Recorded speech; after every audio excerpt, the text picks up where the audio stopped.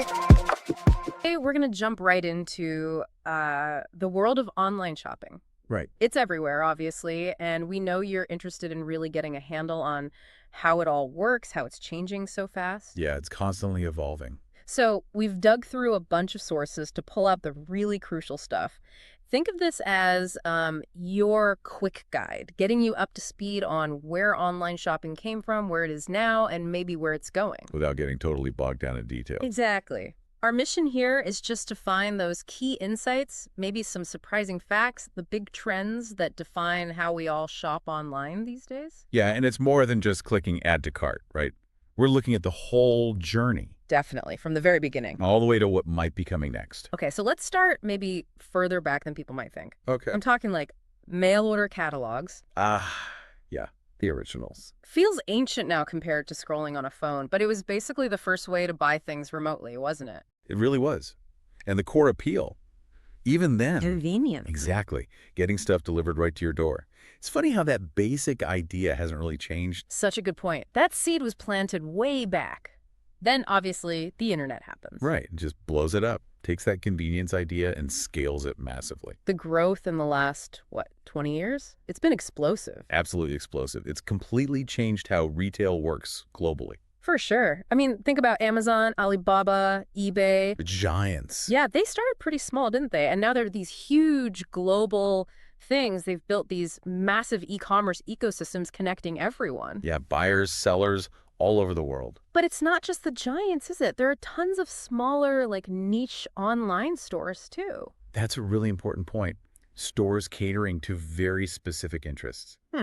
Things that maybe wouldn't work as a physical shop. Right. The internet kind of opened the door for them. It really democratized retail in a way. Suddenly, a small outfit in the middle of nowhere could reach customers anywhere. Yeah. Which meant way more innovation, much more choice for us as shoppers. Okay, so that brings us more to, the now of online shopping. Yeah. And you can't talk about that without talking about the tech, Oh, right? definitely not. Technology is the engine behind almost all of it. We kind of take mobile shopping apps for granted now. Huh. But just having that global store in your pocket anytime, it's pretty amazing when you stop and think. It is. And the tech goes way beyond just browsing on your phone. We're seeing more stuff like augmented reality, AR. Right, like the virtual try-on things. Exactly. Or seeing how furniture looks in your room before you buy it. Yeah. It helps bridge that gap, between shopping online and actually seeing the thing. Yeah, because you can't touch it online. Precisely. Some apps, they use your phone camera, overlay clothes on you in real time, gives you a much better feel for it than just a photo. And then there's the AI stuff. The personalization, that's getting kind of wild. It really is. The way these sites seem to know what you want next, it's almost spooky sometimes. Makes you wonder how they do it. Well, it is fascinating. A lot of it is techniques like collaborative filtering. Okay. Basically, the AI looks at what loads of other people with similar tastes bought, and it finds patterns. Okay. So if people who bought X also bought Y. Exactly. Then it suggests Y to you. Yeah. Or it looks at your past buying and browsing that's more content-based and suggests similar things. And it works. Oh, yeah. Studies show it definitely increases sales for retailers. But it also makes you think, doesn't it? How much is it subtly kind of shaping what we decide to buy? Totally.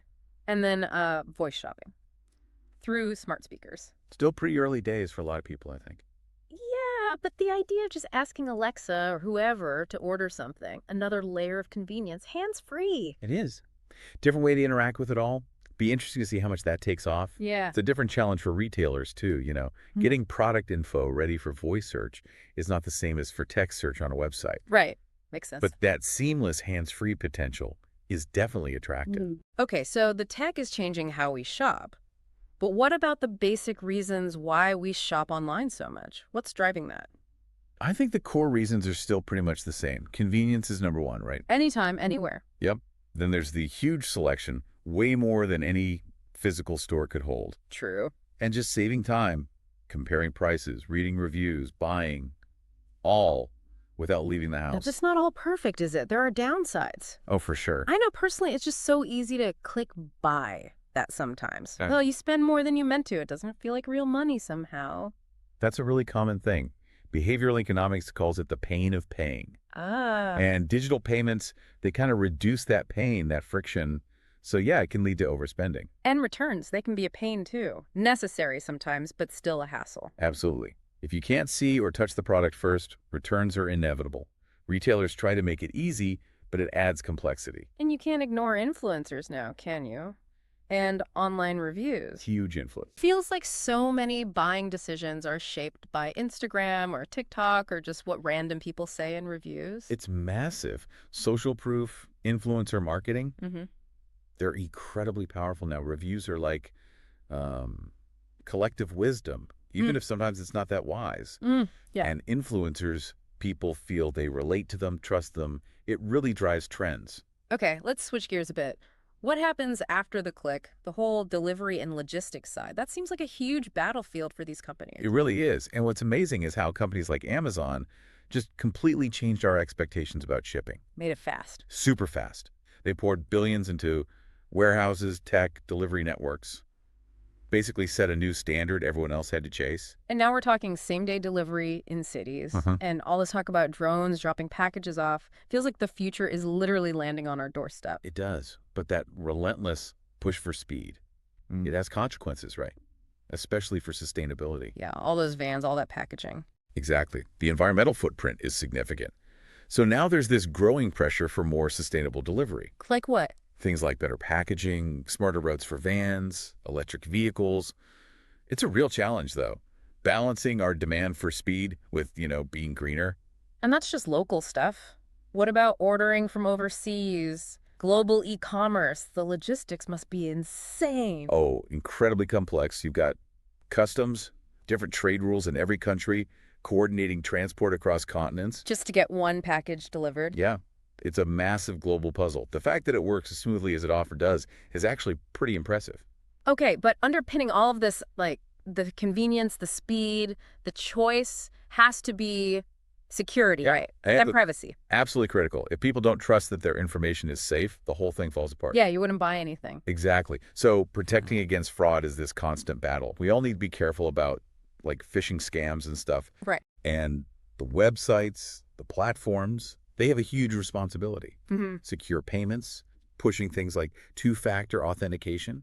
It's vital. And just keeping all that customer data safe, that seems like a nightmare task. We hear about breaches all the time. It's a monumental challenge.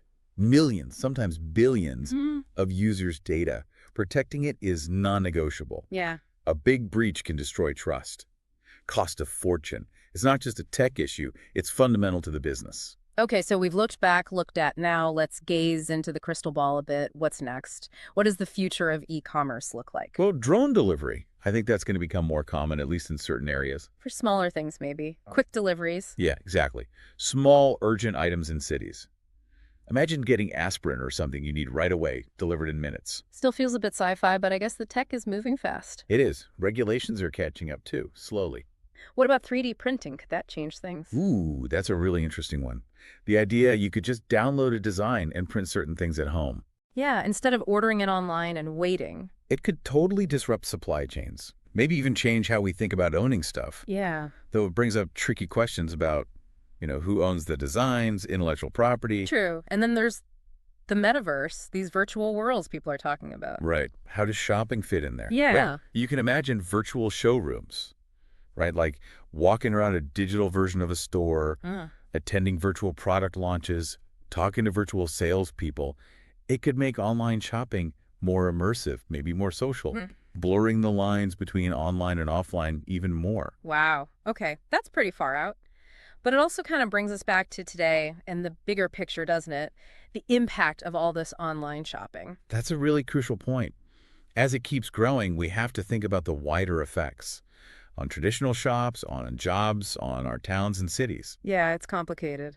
No easy answers there. Definitely not. So as we kind of wrap up this deep dive, what are the main things people should take away? The really key points to remember? Okay. First, online shopping's growth has just been transformative, changed everything, and it's still changing. Right. Second, tech. Technology is the key driver behind it all, always pushing things forward. Got it. Third, consumer behavior. Understanding why we shop online, what we like, what we don't. That's crucial. Fourth, logistics, Getting stuff delivered looks simple, but it's incredibly complex and always evolving. Okay. Fifth, security and privacy, Yeah. non-negotiable. Trust is everything. And finally, sixth, thinking about the bigger picture, the social, economic impact of it all, that's increasingly important. That's a great summary. And maybe some practical tips for listeners navigating all this in their own shopping. Yeah, good idea. Yeah. First, do your homework. Research products, don't just buy the first thing you see. Compare prices. Definitely. Use comparison tools, browser extensions, whatever helps find the best price. Yeah. And look for deals, coupons. But be careful, too. If a deal looks too good, maybe it's fake or a scam. Good point. Also, maybe think about supporting businesses, big or small, that are trying to do things ethically, sustainably. Right. Ultimately, it's about being a bit more mindful, I think. Mindful consumption, even online.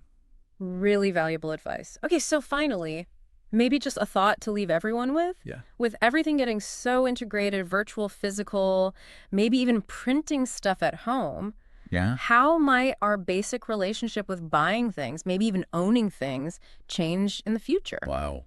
Yeah. That's a big question to chew on. It is something to think about. Thanks for joining us for this deep dive.